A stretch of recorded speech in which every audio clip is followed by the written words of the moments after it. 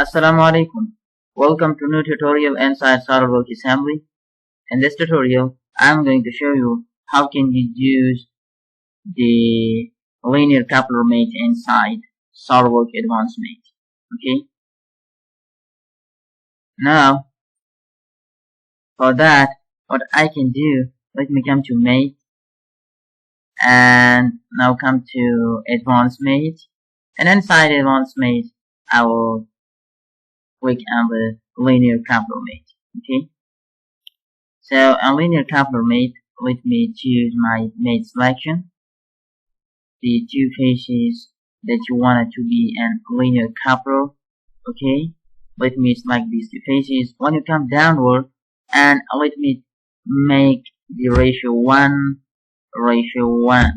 Okay, and let me uncheck the reverse direction and see what's happening. Okay, so for example, I have made a linear coupler mate in between these two bodies, or you can say this face and this face. So whenever I'm going to drag this object, so both of the components will move simultaneously with the same speed.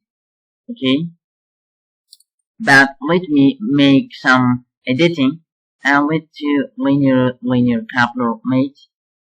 And let me edit it,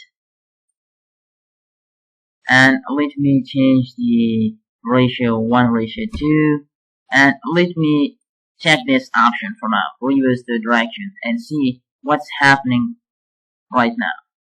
Okay, so when I'm going to drag this object, see, so with respect to the selected component, right now I'm dragging this component as moving twice with the twice speed of this one. Let me check this one, and also in the reverse direction. Okay, I'm dragging this in this direction while that component goes far away from this component. Okay, so let me make like this. Okay, so this is how you can use the linear coupler mate. Okay, inside the SolidWorks Advanced Mate. So hopefully you understand it, and you can keep the ratio whatever you want, but mostly you must understand the strategy and you must understand the usage of this linear coupler mate inside the SolidWorks Advanced Mate.